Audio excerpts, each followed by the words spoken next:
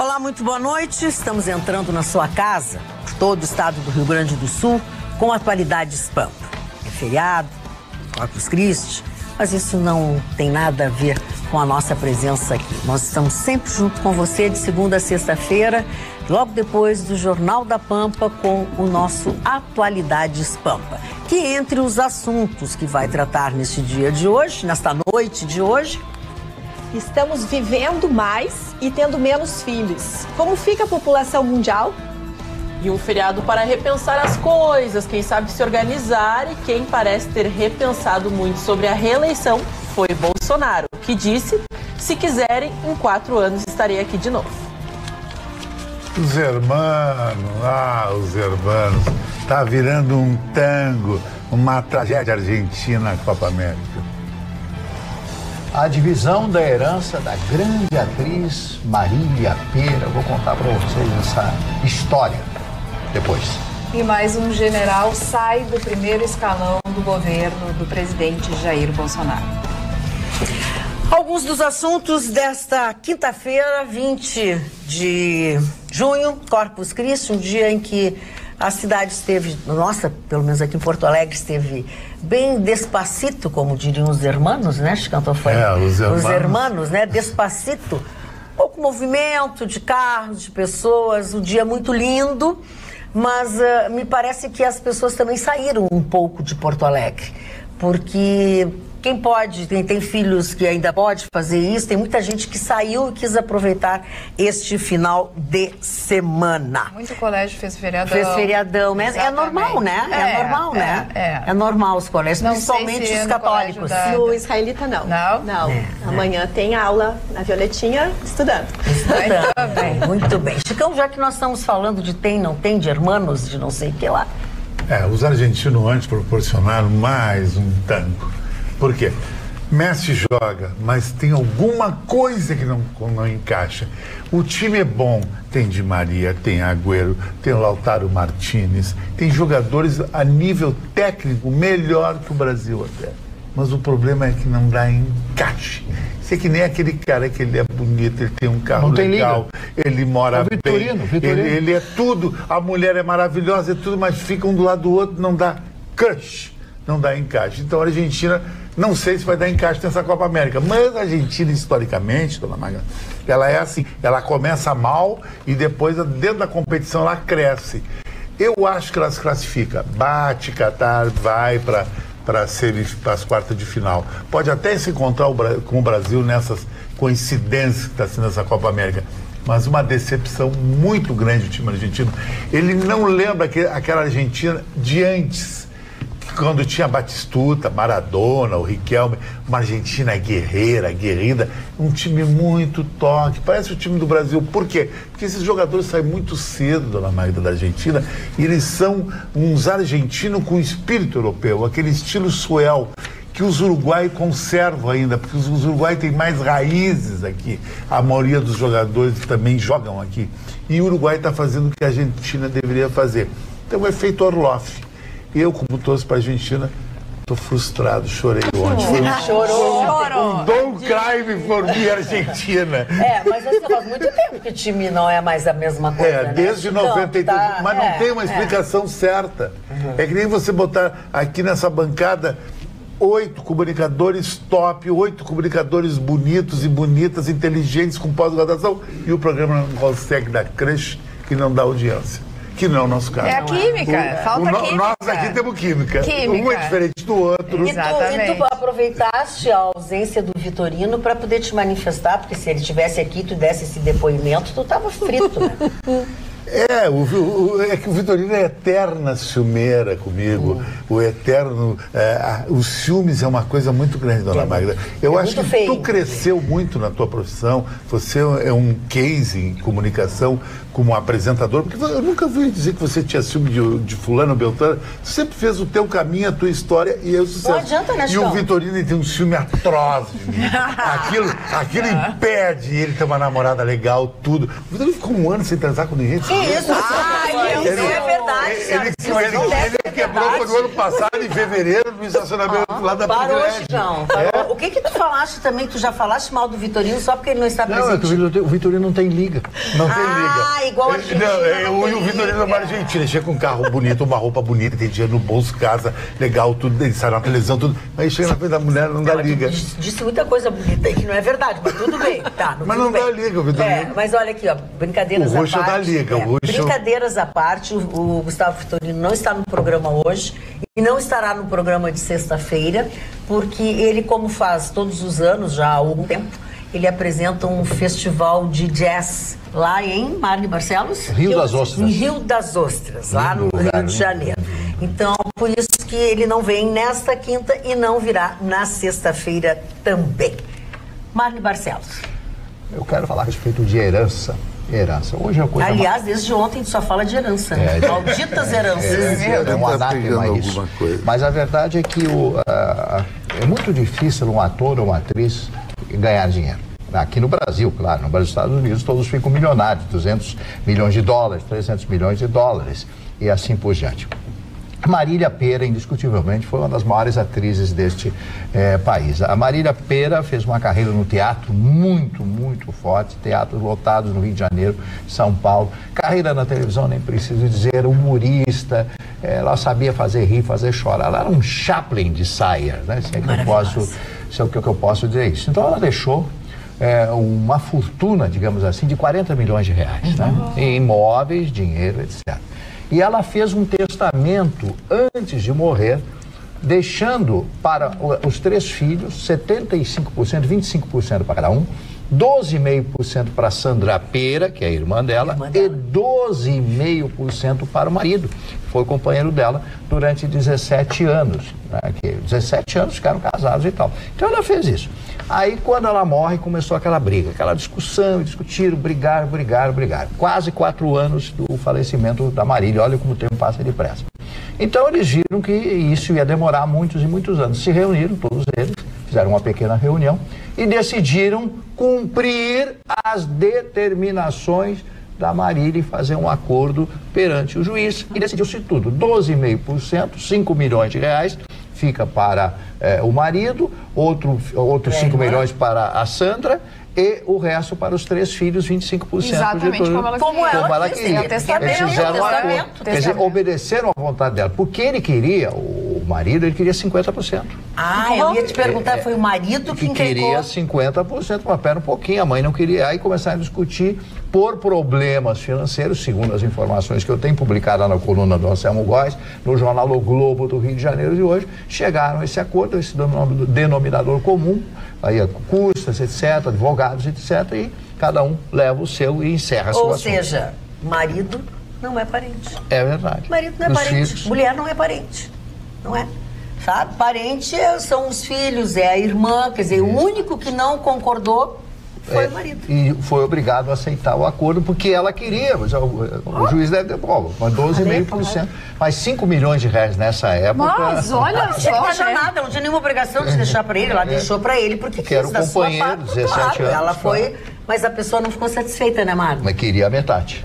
Já que nós estamos falando de testamentos e, enfim, e herança, tu vais falar sobre filhos, né? Sobre família. Exato, Magda. Na verdade, segundo a ONU está sempre fazendo avaliações mundiais a respeito dos movimentos da nossa população, enfim, porque tudo isso impacta comportamento de consumo, qualidade de vida. A gente pode melhorar em cima desses dados que a ONU sempre traz. E segundo ela, não é só no Brasil que as pessoas estão vivendo mais e tendo menos filhos. É um movimento mundial.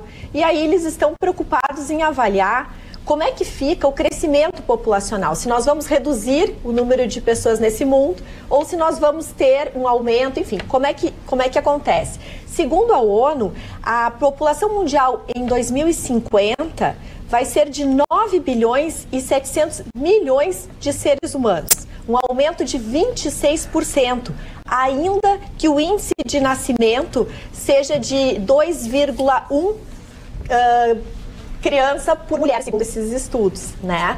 Para a gente garantir uma substituição geracional, é esse o limite que a gente precisa ter de gestação por mulher no mundo. né? Em 2100, espera-se que haja uma população mundial perto de 11 bilhões de pessoas. Também chama muita atenção nesses dados que os pobres têm expectativa de vida 7 anos mais baixo que a média mundial. Mundialmente, hoje, as pessoas vivem, em média, 72 anos. E, futuramente, em 2050, é possível que se chegue a uma média de 77 anos de expectativa de vida. Em 1990, a expectativa de vida era de 64 anos. E também a gente percebe que um movimento maior de nascimentos é sempre na África, né? Metade do crescimento se dará em 9 países. Não apenas na Nigéria, no Paquistão, mas também na República Democrática do Congo, na Etiópia, Tanzânia, Indonésia, Egito, Índia e Estados Unidos. O interessante que também eu trago aqui, Marne, é a questão da China, que a China tem sempre uma população enorme, né? E o índice de nascimentos na China, tá? Aqui, deixa eu encontrar, ela cresceu, é um fenômeno que caiu muito. Eu já trago aqui para vocês que a China tem 1.360.000.000 de habitantes. Isto, mas e no futuro, tá? Ela vai diminuir. Aqui eu não estou achando. A China, achei. Vai reduzir, Marne, em 31 milhões de habitantes, ou seja, 2,2% de 2019 desse ano para 2050. Ainda que eles agora não tenham mais essa restrição de um filho por casal. Então, esses movimentos todos são interessantes para a gente levar adiante, às vezes num estudo, às vezes numa decisão, né, de economia que grandes empresas no mundo inteiro fazem. É que até sobre esse assunto a gente coloca que, primeiro, que os jovens estão desacreditando um pouco naquelas instituições tradicionais que a gente vê no casamento. Eu falo assim, a gente até brinca com os amigos, eu falo, ninguém mais casa, né? Que na época a gente brincava assim, eu já comecei a receber os convites de casamento. Eu já comecei a receber os convites de pessoas que se tornaram namoridos, que se juntaram, moram juntos e não têm a intenção de casar, mas fazem. Junto, às vezes. Não, e às vezes fazem aquele chá de panela, né? Então, pra montar sua casinha.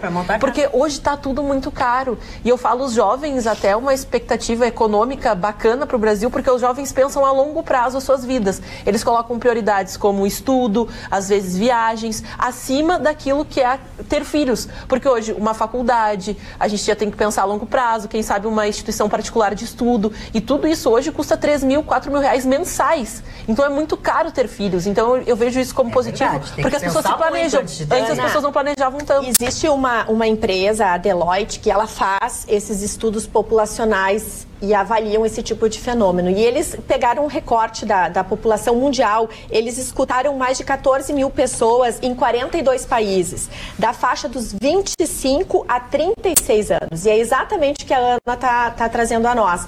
Eles recortaram essa população e identificaram que os jovens, eles estão hoje em dia, há uns 20 anos atrás, eles queriam constituir família e comprar casa própria. Era o objetivo dessa população há uns 20 anos atrás. E hoje em dia eles querem conhecer o mundo. Viajar e conhecer o mundo. Né? Então modificou. Eu acho bem inteligente. Eu também. Eu acho muito inteligente. Apesar de não ter seguido essa. Porque é de outra época. Eu sou de outra época. Mas acredito também que a gente pode ver esse processo todo já há mais tempo. É claro que com os jovens muda ainda mais, as expectativas são outras, mas as mulheres já deixaram para ter filhos bem mais tarde. Tem mulheres que agora tentam ter filhos e não conseguem, porque já passaram dos 40. Claro, tem muita gente tendo filho depois dos 40, mas é um fenômeno que já vem acontecendo já há bastante tempo. A própria ciência, né, ajuda isso, porque antes o processo de inseminação artificial era um pouco complicado. Hoje a gente já vê como um recurso. Muitas famílias, assim, com 30, 40 que querem aproveitar, às vezes investem, porque congelam ovos e tudo mais, assim, com 30 anos, porque nos 40 eles querem ter um filho. Então eles já começam um planejamento, eu falo, a poupança da inseminação artificial. Agora, já tem muitos casais.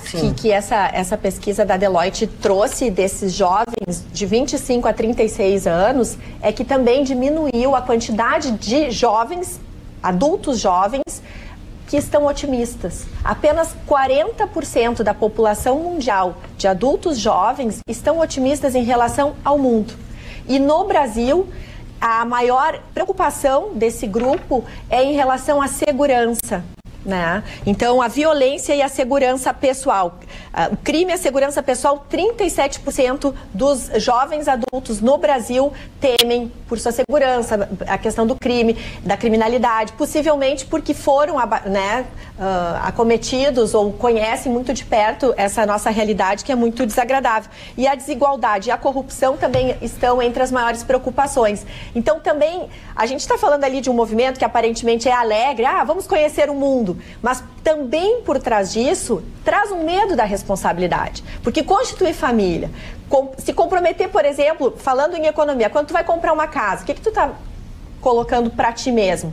Tu estás colocando a responsabilidade de honrar um custo mensal de longo prazo, de 20 anos, 30 anos. Quer dizer, esse compromisso de longo prazo, essa questão de se responsabilizar, de correr riscos. Será que a nossa geração, a geração mais jovem que a gente, não está um pouco temerária? Será que não foram muito protegidos e aí eles estão um pouco... O que está acontecendo? Eu acho também que, até trazendo...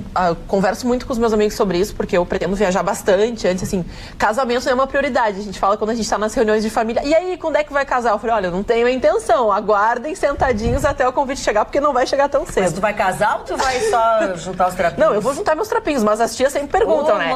A tia sempre chega só pra não fazer festa e não dá nada pra Mas a gente te leva um presente bonito, tem que casar. Mas eu digo a responsabilidade. É porque a gente tem esses discursos, por exemplo, da Magda, da Carla. Eu deveria ter aproveitado, deveria ter curtido, viajado. A minha avó é uma, que aliás estava de aniversário ontem, não lembrei, vó, aqui no programa só no Duplo em Debate. Então, um abraço pra ti. Mas ela é uma das guias, assim, desse lado de presença feminina, de aquela coisa do feminismo, de viver numa época em que nada ela conseguia fazer, não conseguiu vir pra capital estudar, porque ela não podia vir sozinha, então ela teve que casar pra conseguir se mudar. Então a gente vem de uma época muito restrita. E daí eu converso com ela, se eu tivesse viajado, se eu tivesse feito. Eu falei, eu não quero chegar na idade da minha avó e ter esse pensamento. Eu vou viajar, vou curtir bastante, depois vou pensar na família. Tu ia dizer alguma coisa, Carla? Não, eu ia contar a grande fofoca da cidade, sem citar nome, que todo mundo ia achar. É o lado divertido do programa. Vamos pro lado triste. Claro, Previdência não vai dar certo. Calma. Bolsonaro. Calma. Quem disse que tu não podia fazer isso? Não, mas isso é uma coisa divertida, uma coisa bem divertida. Alguém disse que não, mas ninguém falou nada. Ele se auto-reprimiu. Tu estás com saudades do Vitorino, trata mal. Que tem a ver com o assunto. Ninguém disse nada. Conta pra nós. Não, é o seguinte. É uma coisa interessante. Quero ver se ele vai conseguir preservar os nomes. E eu não posso citar o nome. Se eu citar o nome, eu vou ser processado, porque esse cara é muito poderoso, um dos homens mais ricos da cidade. Um dos caras mais ricos da cidade, um dos maiores bons partidos. Tu sabe quem é? Vou dizer o nome depois do Esse cara começou a namorar, se separou da mulher faz uns 4 anos, começou a namorar uma gata há 2 anos e namorou viagens para Dubai, viagens para Caribe, Punta Cana, tudo que é lugar. Um dia me perguntou, lugar bom. Cancún é legal? É o mais legal que tem no Caribe, que ele une história, mar e noite. Ele levou ela para lá, cara, com muito dinheiro mesmo. Eu não posso nem citar o carro dele, porque se eu citar o carro dele, as pessoas vão saber quem é o cara. 2 anos namorando, vamos casar, vamos, papapá. Marcou a data do casamento, olha essa coisa interessante, Roberto. Marcou a data do casamento com antecedência, igreja, lugar para fazer a festa, tudo.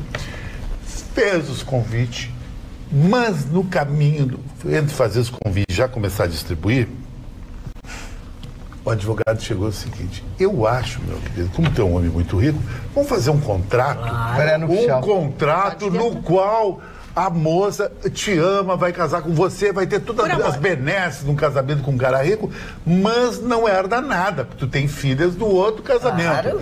E o cara chegou, não, tudo bem, tu tá preservando o meu patrimônio, a empresa dele, uma mega empresa, papapá, tudo bem. E o cara já tinha distribuído os convites. Ele chegou para a mulher, tudo bem, querida, já está tudo legal, babá, o buffet nós vamos contratar, tudo bem. Só queria que tu assinasse isso aqui, por causa que isso aqui te isenta de qualquer benesse da minha grana se tu herdar alguma coisa. Quando morrer. Mas vai viver legal, se tu morrer, papapá, aquela história toda. Sim, claro. E a mulher disse assim, não, eu não caso contigo. Caramba, assim. você quer. E o cara chegou e disse assim, mas como, meu amor? Os convites da rua, que mico eu vou pagar? E a mulher não casou, e o casamento foi desfeito, e o cara entrou numa deprex. põe Deprex nisso aí. Meu Deus. Quer dizer, aí o cara viu que todos aqueles 2 anos não foi um amor. Foi uma relação catapultada por um interesse. Ele devia dar graças a Deus. Claro. Mas quando tu gosta, quando tu gosta, naquele momento tu vai... Não, ele é tão, tu gosta tanto que ele não se deu conta quem estava do lado dele, né? Porque as pessoas sinalizam.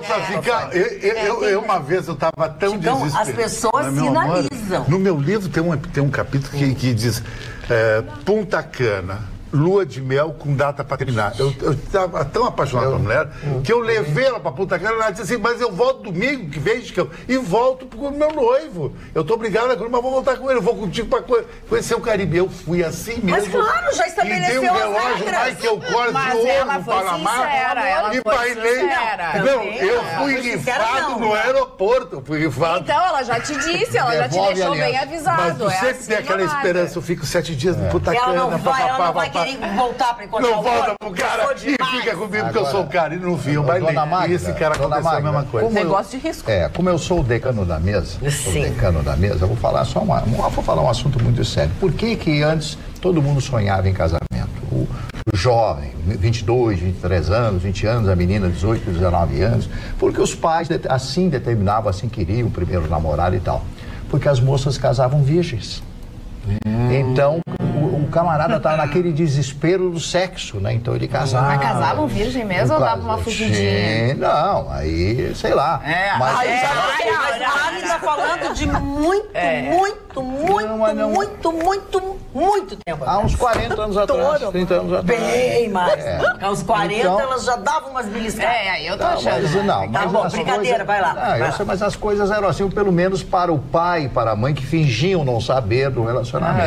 Hoje, qualquer namorado dorme na casa da namorada e já ninguém mais dá bola pra ele. E fazem barulho e os pais fingem que não vê. Pra ver Netflix. Bota aquele protetor auricular. É melhor dentro de casa do que na rua. Protetor auricular, aquele protetor. Então, que bárbaro.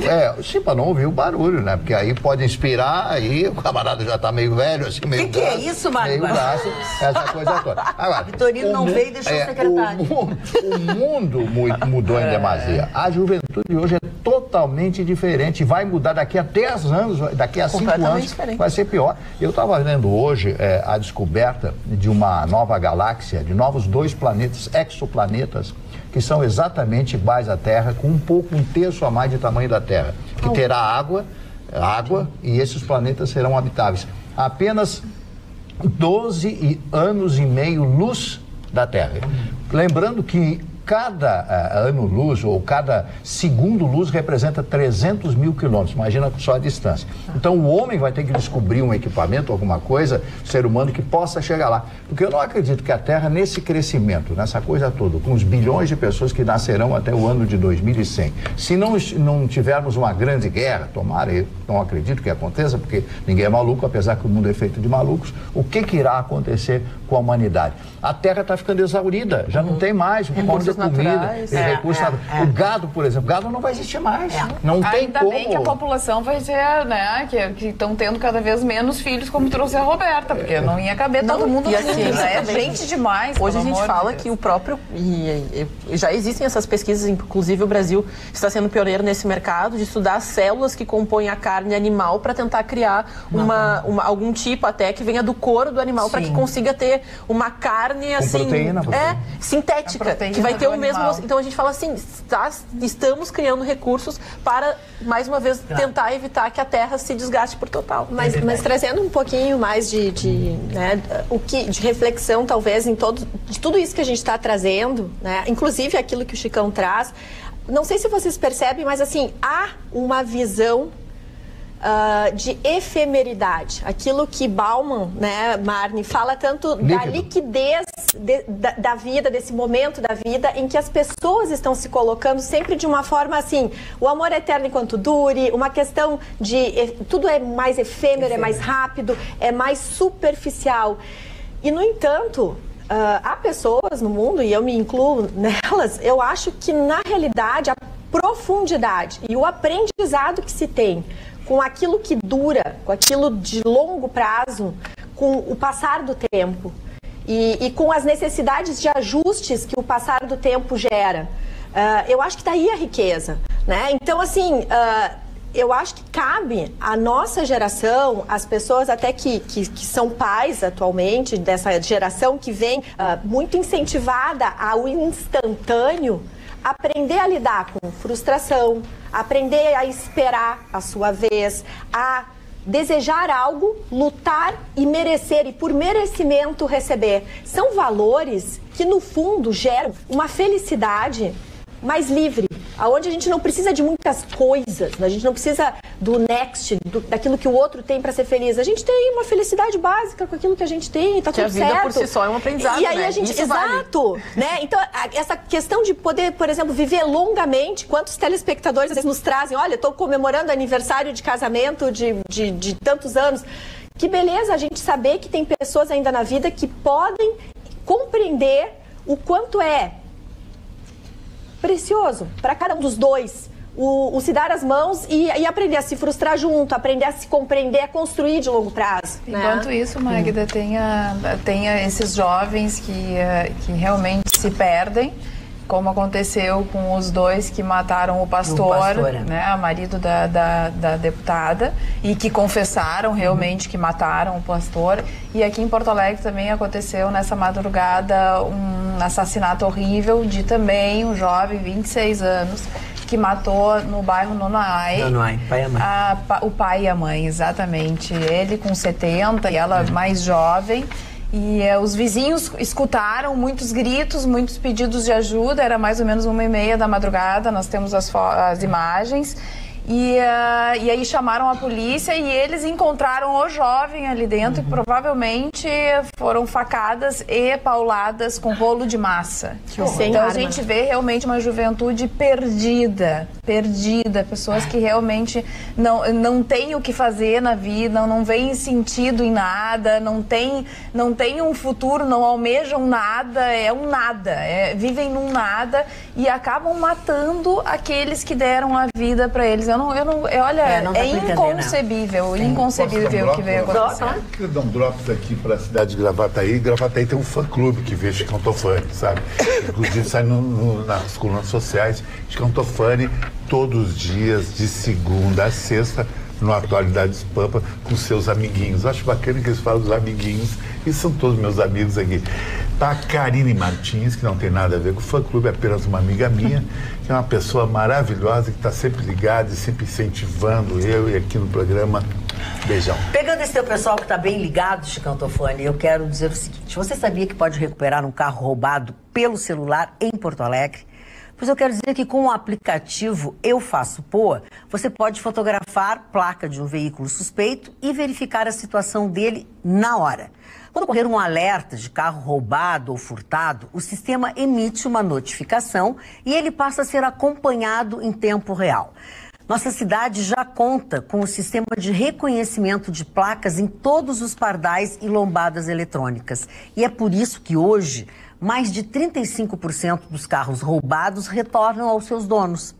Agora, em Porto Alegre, pardal não é mais só para multar. Baixe o aplicativo Eu Faço Poa e seja um detetive cidadão. Prefeitura de Porto Alegre, fazendo juntos uma cidade melhor. Veja mais detalhes no vídeo a seguir. Você já sabe que pode fazer muita coisa pelo celular, mas sabia que pode até recuperar um carro roubado? É só baixar o aplicativo Eu Faço Poa. Porto Alegre é a cidade gaúcha com o maior número de roubo de veículos. Mas isso vai mudar com a sua ajuda. Com o aplicativo Eu Faço Poa, você pode fotografar a placa de um veículo suspeito e verificar a situação dele na hora. Quando ocorrer um alerta de carro roubado ou furtado, o sistema emite uma notificação para a Brigada Militar, Polícia Civil, Polícia Rodoviária Federal e Guarda Municipal, informando a placa, que passa a ser acompanhada em tempo real. Nossa cidade já conta com o sistema de reconhecimento de placas em todos os pardais e lombadas eletrônicas. São 850 mil veículos monitorados por dia. E é por isso que hoje mais de 35% dos carros roubados retornam aos seus donos. Agora em Porto Alegre, pardal não é mais só para multar. Ele ajuda a recuperar carros roubados. E você também pode ajudar. Baixe o aplicativo e seja um detetive cidadão. Prefeitura de Porto Alegre, fazendo juntos uma cidade melhor. E funciona mesmo, né? Já tem muitos Não posso números. ter um telefone tão importante aqui. Não, pode parar. Por ele decidir minha vida, não posso. Não, olha, pergunta do outro. Posso atender o telefone? Ia decidir a minha vida. Então tu vai ficar com a tua vida. Vou ficar olhando a pessoa aqui a vida. Vamos falar Isso é uma coisa cruel. É melhor garantir o teu trabalho. Quero falar sobre uma coisa bem triste mesmo. O nosso telespectador Edmundo Pastore, ele diz assim: envio respeitosamente condolências ao Ruschel. Edmundo de Bento Gonçalves. O Ruschel não está conosco hoje porque nesta madrugada, na madrugada desta segunda-feira, depois de muitos anos doente, numa clínica, enfim, faleceu Amara Pens. Muitos da cidade, assim como eu, conheceram a Amara Pens porque ela teve aqui talvez um espaço pioneiro aqui no Rio Grande do Sul, que foi a Estética Amara, que tinha, assim, além de cabeleireiros, tinha dança, enfim, é uma família muito grande, a família do Ruschel, e a Amara faleceu neste dia 20. E ela tinha, junto com os irmãos, ela tinha cabeleireiros, ela tem as irmãs trabalhando, que uma dava aula de dança, então a mãe dela trabalhou com ela, e eu, particularmente, eu e Tânia Carvalho, com quem eu me encontrei hoje, eu e Tânia Carvalho tivemos uma história muito linkada com a da Amara, porque foi por onde tudo começou, essa coisa da gente fazer parceria, de ir nas estéticas e coisas. Eu acabei convivendo muito com essa família, são muitos irmãos, são muitos entre homens e mulheres, e eu estive hoje lá com o Ruschel e toda a família.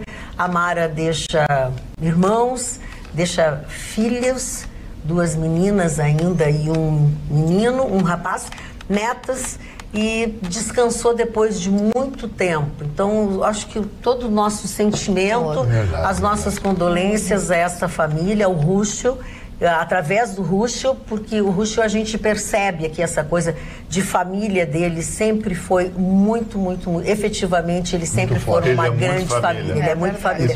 E eles estão, olha, infelizmente... É uma tristeza. Eu vou falar da Amara a Amara era jovem. Eu vou falar uma coisa da Amara que é interessante. Eu conheci pouco a Amara, mas na época, nos anos 80, eu tinha um programa, o Mr. Bandeirantes, e não existia esses grandes salões que tem em Porto Alegre. Então, a Amara foi a referência, todo mundo dizia. Eu fui na Amara, a Amara é o status. Então, a Amara começou um novo estilo de coifé em Porto Alegre, no Rio Grande do Sul, que todos os salões de beleza hoje tem um pouquinho de Amara, eu acho. Sim, inclusive muitos hoje que são donos de salões de beleza passaram por uma bancada lá da Amara. Porque a Amara nunca foi, ela não era esteticista, não era cabeleireira, nada. Ela era uma investidora junto com a sua família num espaço que foi realmente, ela teve um espaço na Bordini, ali ao lado do supermercado, e depois ela se mudou para Augusto Meyer, em frente onde hoje é o prédio do Sinduscom, e ali ela teve a Estética Amara, então realmente foi pioneira disso, então os nossos sentimentos, agora, a família da Amara... Com rara propriedade, aqui na bancada, eu acho que o Ruschel é o que tem, dos homens, é o que tem mais ligação com a família. Eles têm. Todos os programas sempre falam da família, eu já faço estilo lobo solitário. E eles são muito ligados, ele conta que eles tomam chimarrão de manhã, que se encontram cedo da manhã, os irmãos, para tomar chimarrão. Sabe o que aconteceu? O meu problema é que eu tive uma educação espartana. Quando eu fiz 18 anos, meu pai me chamou e disse assim: Francisco, come here. Tá aqui um carro para ti, um emprego na empresa nossa, tu tem a hora que tu quiser, tá aqui um apartamento para ti, eu só quero uma coisa de ti. Vai embora de casa. Foi a educação do lobo, e eu me orgulho disso. Aí eu aprendi na vida o que é o dia a dia, a dificuldade, não tinha mimimi, eu fiquei solto na vida, solto. Mas, por exemplo, o Ruschel teve um outro tipo de educação completamente diferente, mas não deixou de ir para a vida, de encarar, de ser um vencedor, profissional, e é um vencedor. Todos eles são. Eu orgulho muito de ser amigo dele. Hoje a estética existe ainda diferente, né? E ela é tocada por um dos irmãos, né? Que é deste meio, que ficou nesse meio. Mas lá estavam todos os seus familiares hoje, e tinha, na hora das despedidas, ia ter violão, ia ter música, porque é uma tradição deles, assim. Todos sempre gostaram muito disso, e é a maneira que eles têm de se despedir das pessoas. Foi muito, fiquei muito triste, efetivamente, de ver, de ter me despedido da Mara da maneira que foi. Mas ela sempre ficará nos nossos corações e na nossa lembrança como pessoa e principalmente como uma mulher empreendedora já no final dos anos 70. Marli Barcelos. Perdão, a Carla tem um assunto. Vamos falar o assunto da Carla, desculpe me atrapalhar. O meu assunto vem de Brasília a respeito do governo Bolsonaro, do presidente Bolsonaro. Mais um general que deixa o primeiro escalão, na verdade ele sai do primeiro escalão, sai da Secretaria-Geral. É o Floriano Peixoto, ele que substituiu o Bebiano, né? Então, em menos de 6 meses, é a segunda mudança dentro da Secretaria-Geral de Governo. Então, ele sai da Secretaria e vai para a presidência dos Correios. Então, sai do primeiro escalão. Ele que tinha uma ligação com o Santos Cruz, que foi o general que saiu na semana passada. Santos Cruz, por sua vez, que deu uma declaração, deu uma entrevista para a revista Época de hoje, né? Saiu. E dizendo que tem muita baboseira no governo. Saiu atirando, como diz, né? Saiu atirando. Tem muita besteira no governo e tal, que criticou bastante o Olavo de Carvalho e o filho do presidente Bolsonaro. O presidente já deu a réplica dizendo que ele, durante o tempo de governo, ele nunca disse que tinha besteira, baboseira, ou seja lá o que for. Então já teve o revide. E provavelmente estão sondando o nome do Rogério Marinho, que é o secretário especial da Previdência, também para fazer a articulação política dentro ali de Congresso e tudo mais. Exatamente, funcionou, né? Não funcionou. Não funcionou. E ele já tem um trâmite legal, porque já está fazendo, né, essa parte dentro da reforma da Previdência. Então, cogita-se que o próximo nome, então, para a Secretaria-Geral é de Rogério Marinho, que hoje é secretário especial da Previdência. Também está criticando o governo uma outra pessoa, assim, um deputado, que é o Alexandre Frota. Alexandre Frota também dizendo, e não só o governo, trocando farpas enormes com o Olavo de Carvalho na internet. Bom, é um desaforo pra cá e o outro desaforo pra lá. Imagina o nível da conversa. É uma nível da conversa. Gente, eu ia até dar o print e tal, como a gente faz pra mandar e pra mostrar pra vocês, não deu, porque ia ter que botar o PIN em todos os lugares, assim, porque não ia, vai ter que borrar a mensagem toda, de tão, assim, realmente... Não dá nem para dizer a mensagem deles.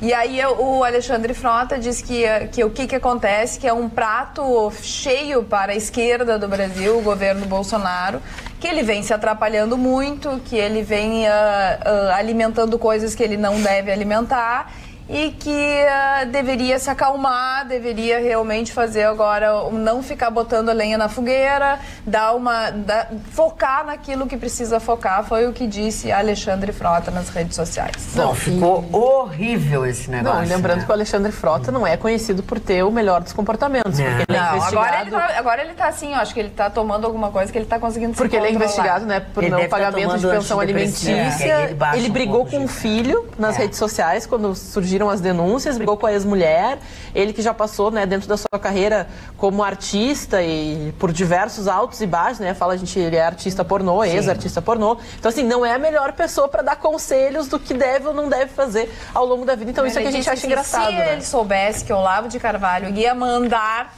no país, ou ter uma influência tão grande no país, ele não teria votado em Bolsonaro. Foi uma das Mas ele se elegeu por causa do Bolsonaro. Ele embarcou no trenzinho do Bolsonaro. Ele embarcou no trem e agora tá querendo pular fora. Ele quer pular fora.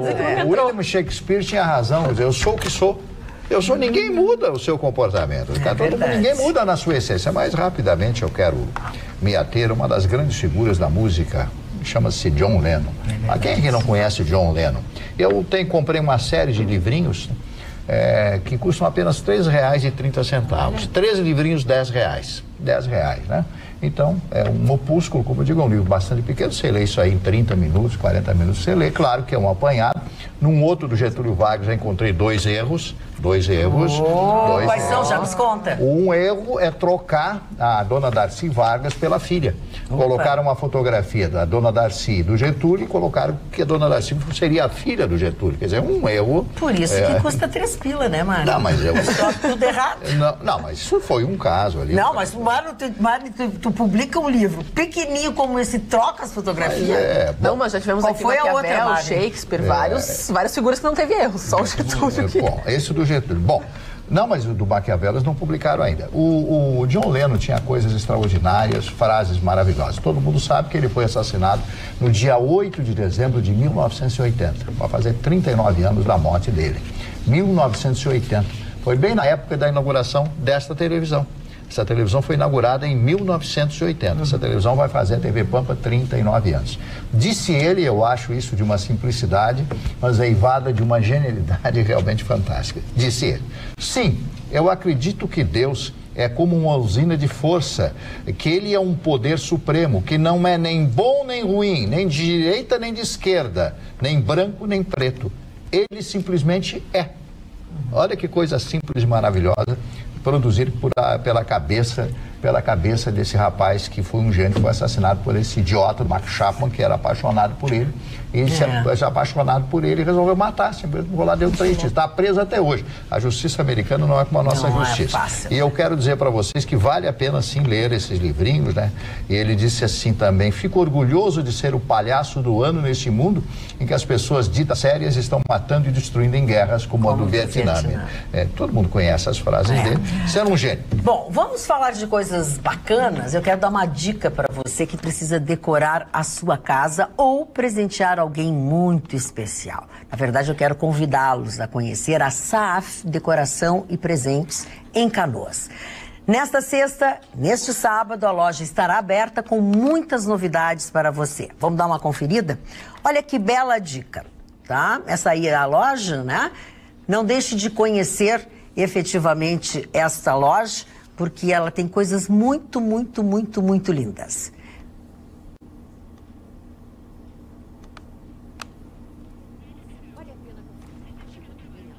Tá bem. Nós vamos ver muitas coisas muito bacanas na Saaf Decoração e Presentes. Fala, Ana. A vovó estava de aniversário, vou passar na Saaf Decorações, vou comprar o presente, porque tem coisas lindas para a decoração da casa. E a minha avó não consegue mais sair de casa, dar as passeadas, então ela gosta agora de enfeitar a casa e repensar ali a decoração, tudo mais. Ela adora ver aqueles programas de reforma, então é uma ótima dica para quem está fazendo aquela reforminha e não quer gastar muito dinheiro. Por falar em aniversário, deixa eu pegar aqui, ao mesmo tempo que hoje eu fui me despedir da Mara Pens de manhã, na hora do almoço, eu tive a honra de ter sido convidada para os 80 anos da Teresa de Justas. A Teresa de Justas, junto com seu marido, Cássio, no final dos anos 70, anos 80, trouxe para Porto Alegre um pouco da culinária uruguaia, com os seus famosos sanduíches, a sua sanduicheria que eles tiveram durante muitos anos na Doutor Timóteo e depois hoje mudou de endereço, porque ali eles vão construir prédios enormes. E a Tereza fez um encontro hoje com amigos para comemorar os seus 80 anos. Ela recebeu junto com as suas filhas, com a Karina e com a Silvina e netas e genro, enfim. E foi lá que eu encontrei a Tânia Carvalho, porque a Tânia Carvalho e eu temos uma participação também muito grande na vida deles, porque nós também fomos as primeiras pessoas com quem eles tiveram contato. Na época a gente fazia TV, enfim. Então eu quero mandar um parabéns para a Teresa de Justas, as suas filhas. Foi uma festa realmente muito, muito, muito linda, num local muito especial, assim como ela, que sempre foi uma pessoa muito especial. O marido, que já não está mais conosco há um bom tempo, também foi uma pessoa muito especial, mas eu tenho certeza que onde quer que ele esteja, ele está ao lado dela, porque a Teresa é uma pessoa iluminada. Desculpa. É verdade, um abraço para ela, um feliz aniversário para toda a família maravilhosa que ela tem. E aproveitando, mandando um abraço também para Tânia Fernandes, encontrei ela numa loja do centro de Porto Alegre. Nós conversamos muito, ela mandou um abraço para todos, adora e ama todos vocês. E a Vera Garibaldi, que voltando aqui para a televisão, na lotação, encontrei com ela até, foi muito engraçado, ela falou, tu não me conhece, mas eu te conheço, então um abraço enorme para ela. Mas a gente fala muito de estética, de beleza, né, de todas essas coisas que deixam a gente mais feliz, mas quem não vai ficar feliz é a marca de empresa que não está patrocinando, mas que é uma parceira da seleção feminina e deu o que falar o batom que a Marta usou durante a partida, a última partida do Brasil contra a Itália, porque ele durou o jogo inteiro e não borrou. E todo mundo falou, né? Pô, como é que assim, as mulheres, que batom é esse, que batom é esse? A FIFA, que comanda o torneio, ela acha que isso é um marketing de emboscada. Quando um jogador, porque só tem 5 master patrocinadores do evento, então quando alguma marca, o Neymar já foi até advertido sobre isso, ele ficava puxando o calção para mostrar a marca da sua cueca. Agora a Marta que está com essa bronca para resolver, porque quem vai ser multada pode ser a empresa se divulgar alguma coisa relacionada. Mas a Avon até se manifestou dizendo que o batom ainda não foi lançado. Não é um vale produto. A repreensão da marca. Então, assim, ela só... um patrocinador. Não, e uma coisa, olha, foi tu mesmo que disse aqui na bancada, ela é uma pessoa que não teve reconhecimento da sua genialidade, não ganha nada, é uma pessoa que poderia... Não, se vocês pensam que ela ganha salários dos grandes... Não ganha nada, ela é uma mulher que não vai levar nada dessa história, sabe? Pô, vão querer roubar agora da Marta também. Por causa do batom que ela usou. Mas a FIFA não vai ganhar nada, né, no evento. Vai ficar triste por causa do batom. A mídia nem fala da Marta o ano todo, estão falando por causa do campeonato agora, mundial na França. Eu acho que a Marta é uma injustiçada. Porque o futebol feminino no Brasil, eu não gosto de futebol feminino, tudo bem, mas o brasileiro não gosta de futebol feminino. Não gosta. Não sei porquê. Nos Estados Unidos o futebol feminino leva mais gente que o... Claro, porque é o esporte das mulheres nos Estados Unidos, né? Tanto que elas são as favoritas. E, aliás, o Brasil já está definindo as próximas etapas, classificado para as 8º, mas vai pegar um time dificílimo, o time da casa. A França já era esperado, porque, infelizmente, os resultados da chave colocaram, então, na próxima etapa, o Brasil versus a França, que é favoritaça. Os ingressos estão esgotados, a torcida vai estar apoiando as francesas, então vai ser mais difícil o trabalho das meninas em campo. Mais difícil também, eu deixei o trabalho da SAF para agora, porque tu não vai conseguir saber exatamente o que tem de bom, então vamos voltar para você, assim como a Ana precisa decorar a casa ou quer presentear a avó, né, com coisas da SAF, fica aqui o nosso convite, conheça a SAF Decoração e Presentes em Canoas. Nesta sexta e neste sábado, a loja estará aberta e, como sempre, com muitas novidades para você. Vamos dar uma conferida? A SAAF fica em Canoas, ao lado do viaduto da Boqueirão, sentido Porto Alegre. Na SAAF você encontra fontes iluminadas, vários tamanhos e modelos para a sua casa. Tem também um setor inteiro de quadros pintados à mão, peças exclusivas a partir de R$ 45. Vale a pena conferir. Chegou também a nova linha de cerâmicas peroladas. Variedade em peças de cerâmicas, das mais simples a mais sofisticadas, a partir de R$ 39,90. Tem também arranjos e flores permanentes a partir de R$ 43. Eu tenho certeza que vocês vão gostar. A loja da SAAF está localizada aqui perto em Canoas, bem ao lado do viaduto da Boqueirão, no sentido Porto Alegre. Não deixe de conferir. SAAF, Decoração e Presentes. Não tem por que você deixar de conhecer a SAAF Decoração e Presentes. É uma bela dica, bem pertinho. Viu como tinha coisa linda? Então, tá aí, ó. Eu não invento, eu sempre aumento as coisas. Carla Cria. Aqui no WhatsApp, no Instagram, no nosso Instagram, Atualidades Pampa.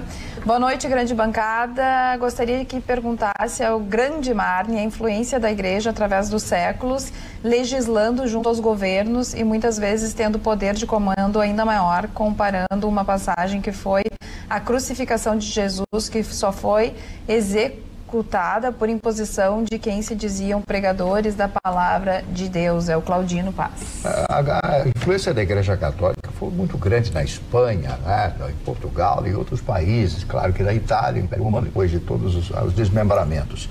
Mas em Portugal houve um capítulo interessante com o Marquês de Pombal. Né, o Marquês de Pombal, o célebre Marquês de Pombal, que em 1755, no terremoto de Lisboa, reconstrói a cidade de Lisboa, morreram milhares de pessoas desse terremoto, por isso que se diz o estilo pombalino, que advém do Marquês de Pombal. Mas voltando à Igreja Católica, ele foi o único que conseguiu, junto ao rei de Portugal, se não me engano, o rei Dom Luís, não tenho certeza se esse era o nome do rei da época, tanto é que o nome e a história do Marquês de Pombal, o Marquês de Pombal é a história que todos conhecem. E ele determinou a saída, inclusive, dos próprios jesuítas, tirando o poder, porque o poder da Igreja Católica era superior ao poder dos próprios reis, dos próprios mandatários dos países, como fez Henrique VIII na família Tudor, na Inglaterra. Só porque queria se divorciar. Porque ali era um interesse que ele queria, não enjoou da mulher. Ele fez isso um monte de vezes, né? 8 vezes. Jenny Seymour, Ana Bolena. E decapitava ela, para não dar problema depois. A Rainha Catarina, Catalina, porque ela era uma espanhola. Então a Igreja Católica foi fundamental nesses desvarios de todas essas épocas. Hoje a Igreja Católica se recompõe, assume os erros do passado, né, todas essas coisas, como queimar as pessoas na fogueira, porque essa mulher é bruxa, né, uma bruxa, sei lá, queimava na fogueira. Nós temos aí fatos, Jane Eyre, Joana d'Arc e outras tantas que morreram na fogueira. Muita gente continua, né, e eu acho que a instituição Igreja Católica é fantástica. Os ensinamentos da Igreja, todas as igrejas são boas. São os homens que distorcem os ensinamentos, são os homens que mudam os pensamentos e que ocasionam todos esses problemas. Agora, a Igreja Católica vive talvez a pior fase da sua existência. E digo mais, se não fosse o Papa Francisco, hoje é a grande figura da Igreja, eu considero ele um reformador da Igreja Católica. Revolucionário. Com certeza. Ele é um reformador da Igreja Católica. Ele é mais fantástico, ampla, um homem humilde, ele nem mora naquela residência não mora, não. Né? Tem Castel Gandolfo lá, Roma lá, eu conheci esses lugares. Começou a abrir as portas da Igreja Católica, porque o que acontecia é que a Igreja estava perdendo cada vez mais. E vai perder cada vez mais. Mas com o Papa Francisco, isso foi pelo um pouco distanciamento, por exemplo, no Brasil, da Igreja Católica com os fiéis. Eles se distanciam, os pastores chegam. Com os jovens, a nova geração. Você vai na igreja, quantos jovens você conta dentro da Igreja Católica que vão assistir a missa? Ninguém, muito pouco. Então tem que haver uma renovação carismática da igreja, a igreja tem que entrar num processo de evolução. Desculpem eu falar isso, porque eu sei que tem muita gente católica que está nos vendo agora, principalmente no dia de Corpus Christi, essa grande festa que está sendo realizada pelo Brasil inteiro. Mas hoje, Marne, eu acho que a bancada evangélica tem mais poder dentro do Congresso, que foi a pergunta, do que propriamente a Igreja Católica, ou estou enganado? Não, com certeza.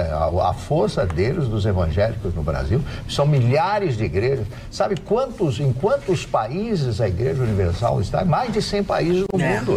Eles são donos de rádios na França, são donos de rádio em Portugal. Aliás, eu dei uma entrevista. De muitas coisas, eu dei uma entrevista numa rádio que eles têm numa cidade chamada Oeiras, né? Uma cidade chamada Oeiras, ali a 30 quilômetros lá de Lisboa, né? As coisas, sabe? E é impressionante o poder da Universal, o programa, Deus é Amor, do meu querido amigo já falecido Davi Miranda, e outras tantas igrejas, o R.R. Soares e outras igrejas que cresceram no Brasil. Eu acho importante isso. Hoje o presidente esteve com as irmãs Clarissas, né?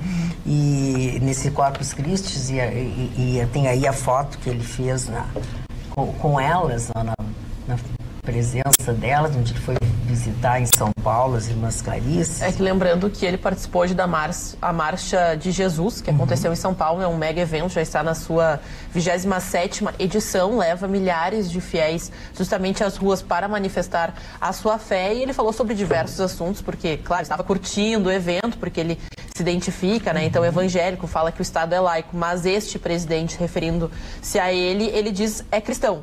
Então, que essa é a crença dele, e ele já mostrou em diversos momentos e vai até esses locais onde se manifestam essa fé para os seus discursos. Ele até disse e surpreendeu muitos porque ele falava tanto, né, em quebrar o ciclo, não concorrer a uma reeleição, não ficar mais 4 anos no cargo, e nesse discurso onde ele falava, né, agradecendo até as pessoas que votaram nele, destacando aqueles que não votaram, votarão no futuro, porque se tudo der certo, as reformas acontecerem, estamos aí para mais 4 anos no poder, foram as palavras do Bolsonaro, né, num discurso em que ele se dirigia aos fiéis, mas então parece que mudou de ideia e está repensando, pode concorrer novamente à presidência. Pois é, mas que meio cedo também para ele falar sobre isso, né, Chicão Tofani? Eu acho, sabe, eu acho que ele, acho, como disse o general, como é que é? General. Baboseira. Show de baboseiras. Santos Cruz. E eu acho, dona Magda, na minha interpretação, que foi um cara que eu sempre gostei do Bolsonaro. Desde o início tu falou. Eu sou um cara que hoje estou um pouco decepcionado com o Bolsonaro. Porque o Bolsonaro, ele está... Tudo bem, o Vitorino tem dados e apresenta sempre dados de que ele enxuga isso, enxuga aquilo. Tudo, eu acho que isso é legal. Mas o que eu pensava do Bolsonaro, ele não fez. Por exemplo, o caso da reforma da Previdência. Ah, mas o Rodrigo Maia não quer porque o sistema não deixa, tem que os congressistas... Não, eu não fui eleito pelo sistema. Eu fui eleito pelo senhor e senhora brasileira. Vocês queriam a quebra do sistema, porque esse sistema levou o Brasil à bancarrota nesses últimos 16 anos de governo PT ou PSDB. Eu quero uma medida presidencial e a reforma vai passar a reforma da Previdência. Não pode, tem que ter articulação.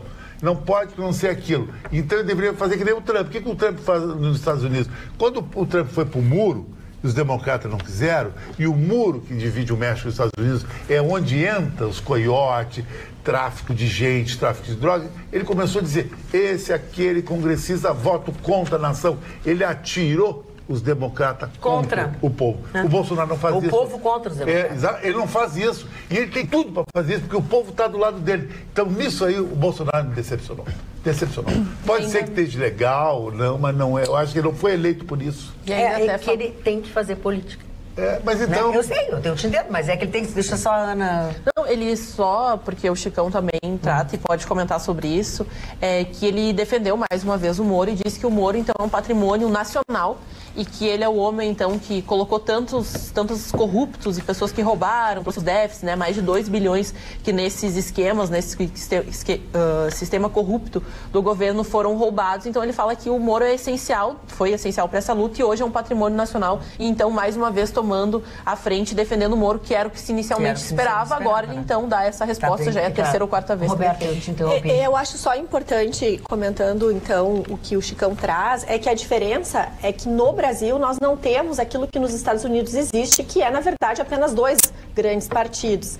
Então, quando o Trump faz um jogo desses, ele realmente tem um efeito que aqui no país o Bolsonaro não vai atingir tanto. E também é importante trazer uma questão de que dentro das pessoas que votaram no Bolsonaro, existem as pessoas que confiam plenamente no Bolsonaro, existem as pessoas que votaram no anti-PT, existem pessoas que votaram na base do medo, porque estavam desempregados, precisavam de uma mudança drástica no nosso país, acreditavam nisso. Então, assim, o Bolsonaro talvez tenha consciência que ele não tem tanto apoio quanto aparentemente apareceu no momento que apareceu ali as urnas, né?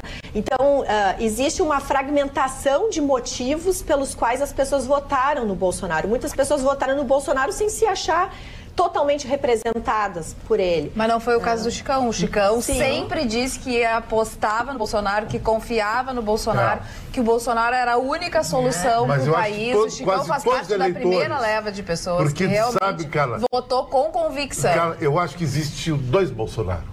O Bolsonaro aquele que foi para a eleição com aquele discurso e o Bolsonaro atual. O Bolsonaro atual, para mim, não tem nada a ver com aquele. O Bolsonaro atual é melhor que os governos anteriores, mas não é aquilo que a gente queria, porque eu não vejo atitude nenhuma. Defender o Moro é normal, depois que todo mundo falou. Sim. Por que ele não defendeu o Moro no primeiro ato? Sim. No primeiro ato ele não defendeu o Moro, ele subiu em cima do muro e lavou as mãos. Ele foi para Eu acho que não, Chicão, foi uma maneira, sabe como é que ele defendeu o Moro? Indo com o Moro no futebol, sabe? E essa é uma maneira de tu dizer, tô com o cara, Chicão. Tu não precisa verbalizar pra mostrar que tu tá com o cara. E a gente percebe nessas últimas 2 semanas que ele mudou um pouco o Bolsonaro. Ele tá numa posição mais de estadista, porque... Pois é, ele tá com... Exatamente. Mas esse não é o Bolsonaro que queria. É o novo assessor dele. Ah, sim. E o episódio dos filhos foi a mesma coisa. Os filhos fizeram horrores. Os filhos insultaram o vice-presidente e ele ficou fora. Então, esse Bolsonaro... Devia ter outro Bolsonaro, então. Mas eu acho que ele está se transformando nesse outro que precisa ser com essa assessoria nova. Ele é muito mal assessorado, Chicão. E tu sabe que não é que eu não sou Bolsonaro, mas eu nunca foi assim como tu, entendeu? Que a Carla colocou muito bem. Posso ter votado nele, votei nele, mas assim, porque as coisas foram se acomodando de alguma maneira, porque eu não ia votar nele, não ia votar no Bolsonaro, entendeu? Mas aí as coisas foram se ajeitando, eu digo, bom, tem que ser o Bolsonaro para não ser o outro compadre ali, né? Mas eu acho que o Bolsonaro, ele relutou muito em assumir o papel de presidente, que não pode sair dizendo o que quer, que não pode sair falando, dizendo o que quer, que não pode admitir aqueles filhos dele imbecis que se metem e estragam tudo. Fica cada um no seu quadrado. É isso, Magda? Mas, dona Magda, eu acho, o Mário vai concordar comigo nesse episódio, eu acho que o Bolsonaro, ele vendeu uma história do cara intempestivo. O Bolsonaro é que nem aquela... Ele sempre foi, né? Mas ele não está sendo agora. Ele está sendo comedido. O Bolsonaro é que nem aquela mulher que tu ligou para sair com ela e ela não, porque eu sou maravilhosa, porque eu sou aquilo, tu vai ver... Ela é propaganda enganosa. Boca. Foi Tem que reclamar no CONAR. Eu me senti um pouco nisso. É que a gente fala que nos primeiros meses do governo de Jair Bolsonaro, claro, ele teve toda aquela situação da facada, da saúde, que ainda interferia bastante na própria agenda, que ele poderia ou não poderia ter, até se passando em alguns momentos, mas a gente coloca que a própria Roberta, o próprio Vitorino, o Dr. Rucho, eles trouxeram que quanto a essas manifestações espontâneas que se esperava do Bolsonaro por parte dos eleitores prejudicava o Brasil economicamente e politicamente.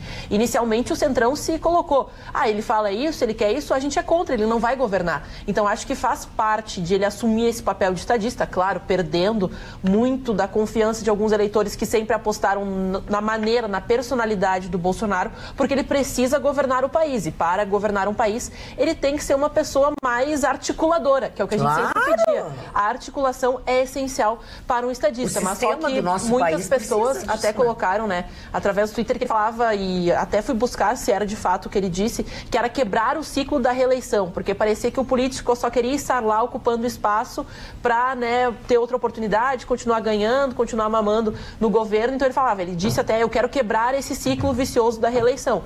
E agora ele fala sobre a reeleição, daí começa a ser muito contraditório, porque lá atrás ele dizia uma coisa, agora ele se manifesta de outra maneira, mas vejo também que é uma necessidade para conseguir governar o Brasil. Olha, mas, Ana, eu vou dar um exemplo, porque o Bolsonaro, ele amoleceu.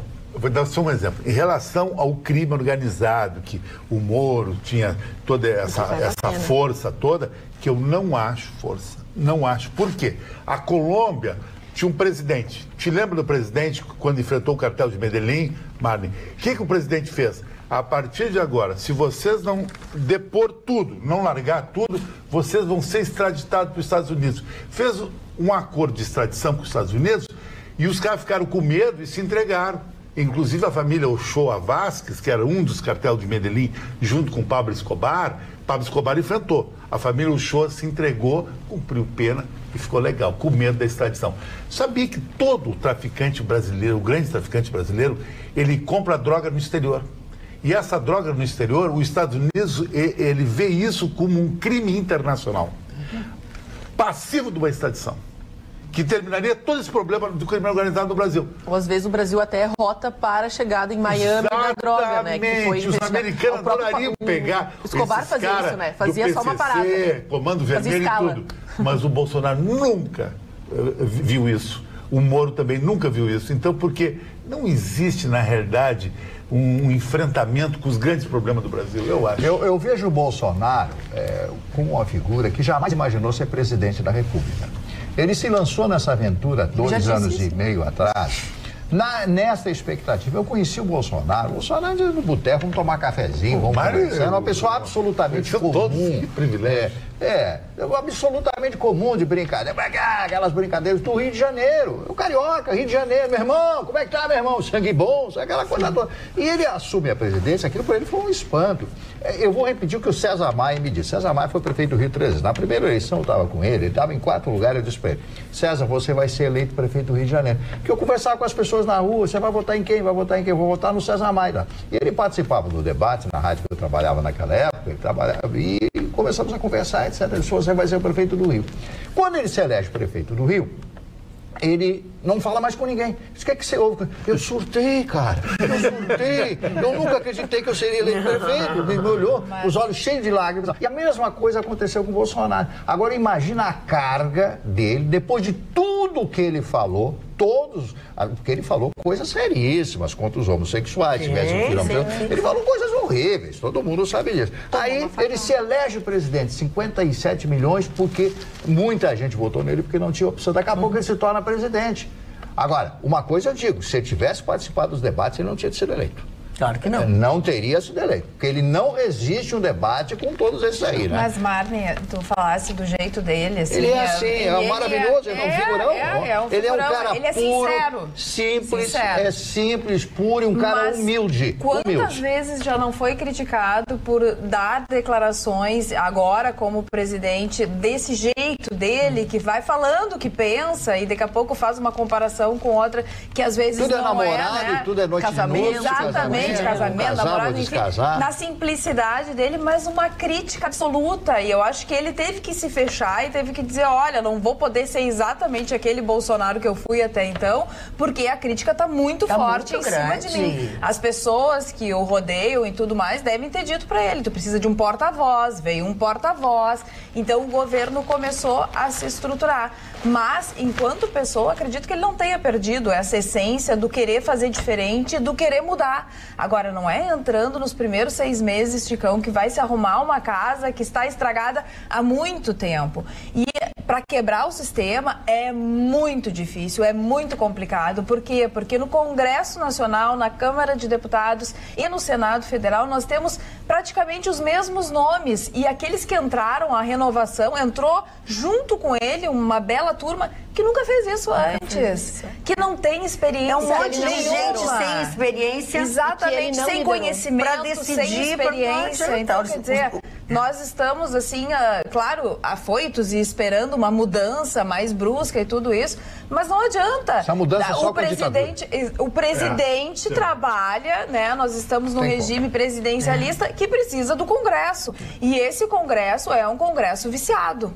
Essa que é a realidade. O seu Jair lá de Pelotas diz o seguinte, com vocês no feriado gelado de Pelotas, tá frio aí em Pelotas, pegando o gancho, Bolsonaro quer seguir a democracia, mas o Brasil não tem esse tempo para que as reformas sigam esse ritmo lento no Congresso. Precisamos de medidas mais severas e efetivas do Bolsonaro. O eleitor, em breve, irá cobrar-lhe isso. Conforme o Marne comentou alguns dias atrás, haverá ruptura dos poderes e será o povo que vai cobrar do Bolsonaro. Não, é assim a gente está vendo aqui decreto das armas, a questão da organização contra os criminosos e tudo mais, do Moro. Quer dizer, a gente está vendo a reforma da Previdência, são muitas atitudes, mas daí todas acabam, né, barradas no Congresso Nacional. Que não serve para nada esse Congresso. Sim, aí tinha que ter o elemento da Mas aí eu vou te perguntar, não serve para nada, mas o povo reelegeu todos esses sem vergonhas. Mas o povo reelegeu todos os safados. Ele vota... Na realidade, mas se queixando do quê? Mas tá se queixando do quê? Nem sabe quem votou, nem sabe quem votou. E com o Supremo também contribuindo, quer dizer, também. Né? Mas realmente aquilo que o Chicão coloca é uma questão que a gente também tem que observar, que é a postura do líder. A postura do estadista, que é aquilo que quando ele foi eleito, eu lembro muito bem do nosso Marne aqui trazendo isso. Olha, eu tô feliz porque eu acho que finalmente vamos ter de novo um estadista. E eu acho que é isso que ele está decepcionando, porque um estadista não se preocupa com o contraditório. Ele escuta até o final e ele tem um ponto de vista focado, ele está enxergando à frente, é aquela visão de longo alcance que a gente percebe com o andar dos dias. Coisa que o Bolsonaro, no momento que fica com picuinhas, está mostrando que ele é muito reativo. Como é que vai liderar um país como o nosso sendo reativo? Lembrando que ele respondia twitters, assim, de perfis completamente irrelevantes, assim, que não eram pessoas estruturadas para... Então, assim, e a gente fala, o Donald Trump também foi muito criticado, porque inicialmente ele dava retweet, ele ia lá e xingava. Eu penso assim, o estranhamento de uma nação que sabe que o seu presidente respondeu uma pessoa que às vezes nem existe no Twitter. Mas assim, ó, o Trump, ele tá num país que é a primeira, a potência mundial desse universo chamado Terra, né? O índice de desemprego é baixíssimo, o Trump tá fazendo crescer a economia drasticamente, o índice de desemprego lá... Não dá pra comparar, né? Então, é incomparável. Então, o Trump pode comparar o início do governo. Não, eu me trato, né, dos primeiros... eu falei que nos primeiros meses do governo Trump, ele também sofreu muito com essa coisa, porque ele achava que a mesma estratégia que o elegeu... Brigou com a imprensa, ele era reativo, ele ia pra frente, ia pro embate, até depois dos debates, ele assistia aos debates e ele comentava, né, retuitando e retrucando justamente as pessoas que não concordavam. Foi uma tática que levou até lá. Mas quando tu ocupa aquele espaço, a gente fala, ele tem que prestar contas não só para uma nação, mas também para economistas, para pessoas dos outros países que, às vezes, em uma ou duas frases, ele acaba dando uma impressão errada e pode colocar em risco aí um negócio de milhões, como acontecia. É que me parece que o líder, ele precisa ter responsabilidade e consciência de que qualquer palavra e qualquer postura tem um efeito absurdo na vida das pessoas e nas pequenas coisas da vida das pessoas, né? Então, me parece que está faltando estudar um pouco mais o que é ser um líder de uma grande nação, porque o nosso país é grande. Nós temos pessoas que querem trabalhar, que querem gerar emprego, que querem produzir, que confiam no nosso país, mas devido a tanta roubalheira de alguns, se a gente for colocar no papel e dimensionar, tem muito mais gente do bem querendo trabalhar e não tem oportunidade do que gente corrupta que usurpou do seu poder, né? Agora, dona Roberta, eu acho que quem cresceu muito e vai crescer mais ainda é o Moro, o Sérgio Moro. Podem escrever o que eu estou dizendo. A participação dele lá perante o Congresso, perante os senadores, foi fantástica. Ele é o que é. Ele é o que é, né? Ele não mistificou, ele não é político, ele apenas reagiu e falou aquilo tudo que ele deveria falar, como um juiz fala, porque ele é um juiz, né? 22 anos como magistrado, não há como fugir. Isso aí, a sua resposta é como magistrado, é a mesma coisa. Um dia eu estou passando numa rua, veio um rapaz me entrevistar, né? Quando eu vi, eu já estava falando, mas o cara, mas o senhor é de... Não, aí o cara, mas o senhor sabe, falando isso, eu trabalho há 50 anos nesse negócio, entendeu? Então não adianta, ele é juiz, ele vai ser juiz sempre, pensamento, a cabeça dele de juiz, né? Então ele se saiu bem e se saiu muito bem. Agora o Bolsonaro, ele tem que ter esse tempo me parece que para aprender o comportamento como presidente. Quando o Lula assume depois do Fernando Henrique, não sei se vocês lembram que o dólar chegou a quase R$5. Sim. Disparou, foi que ele vai mudar tudo. Nada, ele fez exatamente, ele deu sequência ao governo do Fernando Henrique. Daqui a pouco ele conseguiu a credibilidade, porque o Lula é um artista, né? Mas o Lula ele assinou uma carta aos brasileiros. Não, mas é uma carta do Lula, que o Lula se fala e não fala. Ele dizer que o Bolsonaro não levou facada. Como é que um camarada que foi presidente durante 8 anos nesse país diz que o cidadão lá, o Bolsonaro, não recebeu uma facada? Quer dizer, tudo mentira, dizendo que é mentira. Quem é que vai acreditar a partir num cidadão agora, que comete eu sou um cara que estudo política desde a época da faculdade, mas não a política, eu quero ser político. Eu estudo, a nuance da política, eu me formei e eu fiz uma pós-graduação em antropologia. E eu vou jogar aqui. O próximo presidente do Brasil vai se chamar João Dória. Por que João Dória? Porque o João Dória, ele é melhor que o Bolsonaro na articulação e mais forte que o Bolsonaro na atitude. A greve queria parar São Paulo. Ele chegou e disse assim, pode parar, vai todo mundo pra rua. Alguém disse isso aqui? O nosso governador disse isso? Agora, se é pra rua ou não sei, mas ele dá E o povo gosta de ouvir a pessoa, o governante. Eles gostam de comando. Criar um ambiente. Comando, liderança. Por que tem general? General é para mandar, meu amigo. Tem que mandar. E tem o sargento para obedecer. O sargento, e o cabo, o soldado lá. Ratão da operação. Numa hierarquia, que seria o Vitorino? O Vitorino seria um tenente de primeira instância. Aí vocês não largam o pé dos ausentes. Olha, eu quero dizer que ele fala, quando vocês falam nele, as mulheres e os homens também, dizendo aqui que o Vitorino faz muita falta, Chicão, que não dá pra falar isso. Entendeu? Ele é o queridinho, não Quem menos faz falta pra bancada é eu, porque eu falo pouco. Nós dois. Eu sou um cara assim, eu acho que o Vitorino faz falta. Não, mas hoje tu estás atuando muito bem, querido. Não, mas é que eu acho que com uma bancada menor, acho que todo mundo tem que se superar. Não, dá pra gente falar. Não, e dá pra gente falar. E o lado da nossa comandante. Dá pra gente falar. Agora, Marli, eu queria fazer uma pergunta pra ti. E a dona Aninha vai ficar, e a Roberta não vão achar legal o que eu vou falar. Sabe por quê? Eu fiz um estudo que a democracia não é para país grande, acima de 200 milhões. Só tem 2 países democratas acima de 200 milhões no planeta. Estados Unidos, que é o pai da democracia, e o Brasil, que é macaco dos Estados Unidos. Indonésia é ditadura, Rússia é ditadura, China é ditadura. Turquia não sei se tem 200 milhões. Sabe por quê? Porque a ditadura, a democracia que vem de Demócrito, que era um personagem ateniense, dizia o seguinte: é do povo para o povo.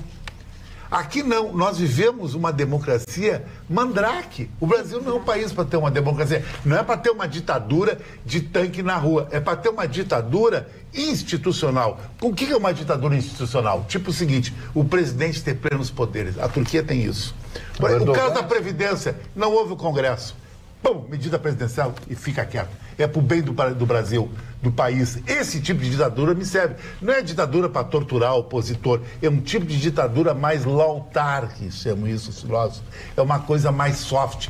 Mas isso aqui, nem isso no Brasil dá certo. Não, nem mas isso aqui isso não combina pra mim, mas o que combina pra mim e para muitas mulheres é passar lá na Delmundo, do Barra Shopping Sul e do Prédio Belas, porque se você corre contra o tempo na questão do beauty, lá você vai ter tempo pra conversar com seres maravilhosos. Então vá lá, e aquele truque que eu usei, gente, aquele delineador que fez sucesso segunda é um adesivo. Quer saber mais? Olha. Passa na Delmundo, do Barra Shopping Sul ou do Prédio Belas, se ficar mais perto de você, pra ter o delineador gatinho.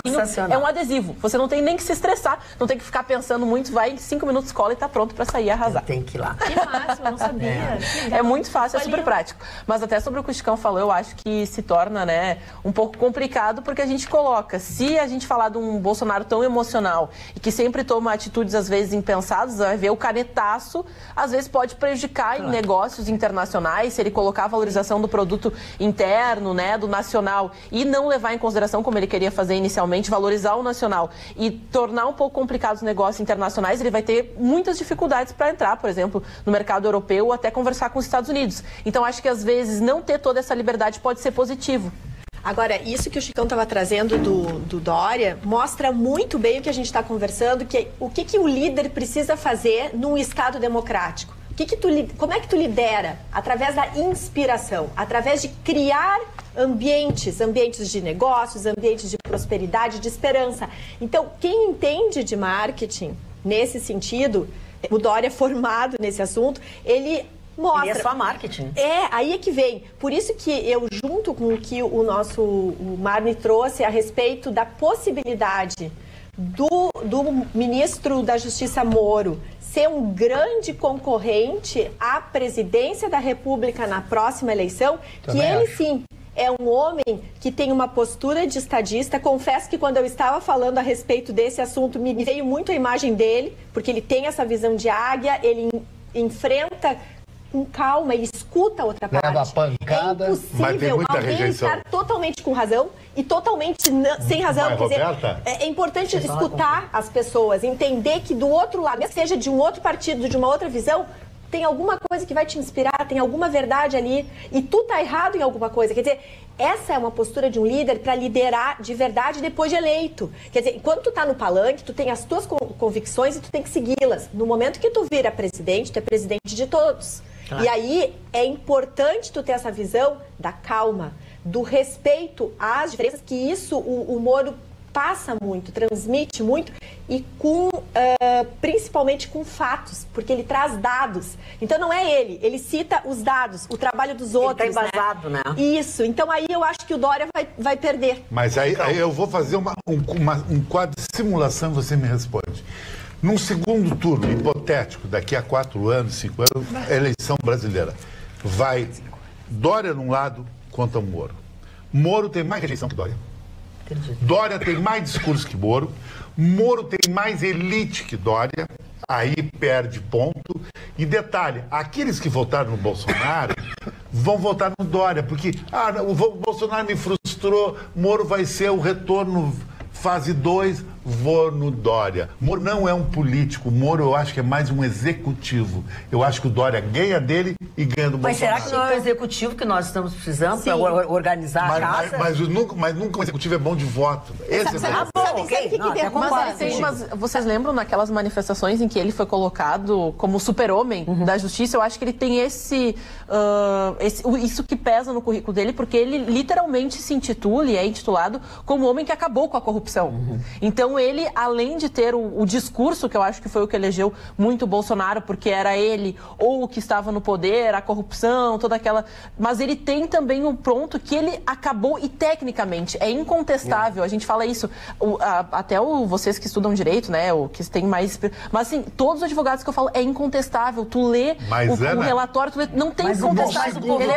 Mas era num segundo turno hipotético, daqui a 4 anos, onde não tem a esquerda vota no Dória e não vota no Moro. Por isso, mas o Moro, tu acredita que o Moro quer ser presidente da República? Eu acho que é uma possibilidade de Bolsonaro tendo uma cadeira no STF. Ele quer o STF. Ele quer o STF. Ele não quer continuar nessa bronca, ainda mais. É uma bronca. Ainda mais assumindo. Ameaça da família. Ameaça ele já vem sofrendo há muito tempo. Ameaça ele já vem sofrendo há muito tempo. Mas o STF é a continuidade de uma carreira que ele investiu na vida. É verdade. Então ele saiu, ele largou a carreira de juiz, ele mesmo disse, porque viu uma possibilidade de ir atrás, porque ele é um obstinado, ele quer acabar com a corrupção, ele quer colocar na cadeia quem tem que colocar na cadeia. Ele viu que no Ministério da Justiça ele teria um poder que ele não tinha enquanto juiz, já tinha atuado como juiz durante anos e anos, já tinha feito o papel dele, já tinha encaminhado, já tinha deixado a Lava Jato do jeito que deixou. Bom, eu vou para um outro lugar, mas as perspectivas na minha cabeça é de que ele quer uma cadeira no STF, que é um outro lugar que ele também pode render muito. Ele tem que moralizar aquilo lá também, né? Ainda a coisa tem tá isso esquisita, né? Tá esquisita. Carla, olha aqui, ó. Oi. A Berta diz o seguinte: parabéns, Carla. É preciso reforçar intensamente a necessidade da paciência neste momento. Muito tempo de desmandos não podem desaparecer como um sopro. Temos obrigação de tomar atitudes adultas e, com destemida e abnegada paciência, lutarmos juntos com a certeza de que palmilhamos o caminho certo, o caminho da liberdade e da vitória. Só as crianças são imediatistas. É verdade. Aqui no WhatsApp, o Bolsonaro não é o todo-poderoso, não consegue resolver porque o Senado veta. Será que vocês não consideram isto? Diz a Queta. Também nesse sentido, o Bolsonaro é o mesmo da campanha. Vocês é que se enganaram. Foi esse Bolsonaro que votamos. Depois, a Beatriz de Porto Alegre, como é importante dar espaço para o Chicão, ele argumenta muito, é ótimo, espero que sempre ele tenha espaço no programa. E que queira falar. Primeiro tem que pedir licença para o Vitorino. Segundo, ele tem que querer falar, porque ele estava quietinho, eu digo, ô colega, vamos lá, precisamos conversa, vamos lá. Mas, dona Magda, pois não, eu acho que nesse caso do Bolsonaro, se o Bolsonaro é aquele Bolsonaro que todo mundo queria, a reforma da Previdência tem que ser assim, assado. O Congresso não votou, então eu vou renunciar. Se o Congresso não votar, eu vou renunciar. Aí vocês vão ter um general de presidente. Aí rola o golpe militar. Seria uma jogada de mestres aí. Então deixa eu te dizer assim, ó, boa noite, bancada. Acho que talvez o Chicão tenha esperado do Bolsonaro o mesmo que eu. Que é o que diz a Anaí Cristina. O mesmo que eu, 2 pontos. Que ele fosse mais capitão e menos político. Era isso que eu esperava dele. Ainda não estou descrente, mas critico aquilo que não concordo. O Manuel Azevedo diz assim, ó, Para o desespero de muitos, oposição, mídia tendenciosa e outros anti-Brasil, o presidente Bolsonaro está em alta com a população. Hoje, na Marcha Jesus, ficou claro diante de uma multidão, foi aplaudido, ovacionado. Essa pesquisa eu acredito, diz o Manuel Azevedo. Essa sim, as ruas, esta sim é a melhor resposta. E quero dizer que quando ele esteve aqui no Rio Grande do Sul também, foi assim ovacionado, cercado pela população. A Denise de Bagé diz que com relação à decepção do Chicão, quanto às atitudes do presidente Bolsonaro, é importante lembrar que no Brasil o Congresso Nacional tem muita influência, pois temos o exemplo do recente impedimento da ex-presidente Dilma, que não contava com o apoio do Congresso Nacional. O Edmundo Pastore diz, o correto é, se não conseguirmos fazer a reforma política e se assim o quiser, estarei à disposição. Essas foram as palavras, Aninha, qualquer distorção vira uma polêmica, só para esclarecer, Edmundo de Bento Gonçalves. E também a Denise diz que toda ditadura é nefasta. Com relação à influência da igreja, que aconteceu em tempos idos, Mário Barcelos, ocasionando tragédias e desmandos, caracteriza o fato de que toda ditadura é nefasta, seja religiosa, política, econômica ou qualquer outra. Isso é óbvio, né? É óbvio, ululante, como diria o querido Nelson Rodrigues, que, aliás, falava uma coisa fantástica, o dinheiro compra até o amor verdadeiro. Mas eu quero falar... diga o amigo do Chicão aqui, que ele puxou para os convites. Ele dá o dinheiro... comer bem casado sozinho. Se ele diz, tudo bem, vamos fazer Ele deve ter se arrependido, sabia? Claro, ele deve ter dito, eu tenho tanto dinheiro, por que não caso com ela logo e ela me faz feliz? Mas hoje eu acho que já conseguiu superar? Eu acho que sim, pelo seguinte, porque ele está... Lógico que está casando com uma pessoa que não gosta dele. Não adianta. Não adianta. Esse foi o erro dele, achar que ela eu acho que a mulher tem... A mulher pode ter um interesse no homem, mas tem que gostar. Isso mostrou que o não gostar está acima do interesse. Porque ela, vou ter uma vida maravilhosa com esse cara, vai sobrar alguma coisa para mim. O cara garotão, mas eu vou te dizer uma coisa, nós temos muitos casamentos aqui, mas muitos casamentos aqui, isso não é novidade, nem é mérito nosso, nem nada, de pessoas que já foram casadas 1, 2, 3 vezes, todas as pessoas têm contrato. Isso. Contrato de casamento, contrato de casamento, contrato de namoro, é contrato assinado. E assim, ó, se tu ficar comigo 1 ano, se a gente ficar casado 1 ano, tu tem isso. Mas é bem assim, o resto da vida tu ganha um pacote prêmio, que é tudo. Mas é por pacote. Premium. Ó, o Marcelão já gosta desses assuntos porque o Marcelão fez contrato. Fez contrato? Fez contrato. Se quebrou, mas fez contrato. Mário Barcelos. Fez contrato em Sapiranga, Marcelo. Falar em Marcelo, Marcel Proust dizia o seguinte, né? O tempo é o senhor da razão, né? E as pessoas tudo... O Collor de Mello vivia dizendo isso. Mas isso é do Marcel Proust. Isso é do Marcel Proust. Bom, vocês conhecem o Itaquerão. O Itaquerão, o estádio que o Lula pediu para a Odebrecht construir, né? Salve o Corinthians, o campeão dos campeões, aquela coisa toda e tal. Chamou o pessoal da Odebrecht, nós precisamos fazer, mas nós precisamos de dinheiro, presidente, para fazer. Bom, Caixa ligou para a presidência da Caixa. Quanto é que vocês precisam? 400 milhões. Deram para a Odebrecht construir o estádio do Itaquerão, só que não pagaram. Já está em 650 milhões a dívida. O que fez? E o que fez a Caixa? A Caixa ajuizou uma ação contra a Odebrecht. E é por isso que a Odebrecht pediu essa proteção judicial. Então é isso que está acontecendo. Então está um desespero total dentro do Corinthians e está o desespero da própria Odebrecht. 650 milhões. E pode a leilão o estádio. Tá um problema sério, porque como é que o Corinthians vai pagar tendo a maior torcida junto com o Flamengo, eu não sei qual dos dois. Mas é diferente, o Flamengo sobe o morro e desce com um monte de dinheiro. E lá no Mário Barcelos, quem são os aniversariantes de hoje? Senão depois tu vai ficar magoado. Não, eu não fico magoado. Eu fico magoado só com o senhor Vivi. Vamos lá. Bom, o primeiro aniversariante de hoje, Jean Moulin, herói da resistência francesa. Jean Moulin. Ele foi um herói que foi assassinado pelas tropas nazistas, né, depois de ficar escondido há algum tempo. Foi o primeiro grande homem da resistência francesa na Segunda Guerra Mundial. Aliás, eu estou lendo um compêndio sobre a Primeira Guerra Mundial, que eu estou fascinado. Bom, rapidamente então, depois do Jean Moulin, Terence Young, Errol Flynn, que eu falei ainda no programa de ontem, Audie Murphy, Jean-Marie Le Pen, que é o pai da Marine Le Pen, Martin Landau, excelente ator, Dani Aiello, Rosana Podesta e Antônio Petrin. São esses aniversariantes. Muito bem. E estamos chegando ao final do nosso Atualidades Pampa de hoje. Nós voltamos amanhã com muitas informações e um excelente humor, se Deus Nosso Senhor quiser. Beijo, tchau, tchau. Até amanhã.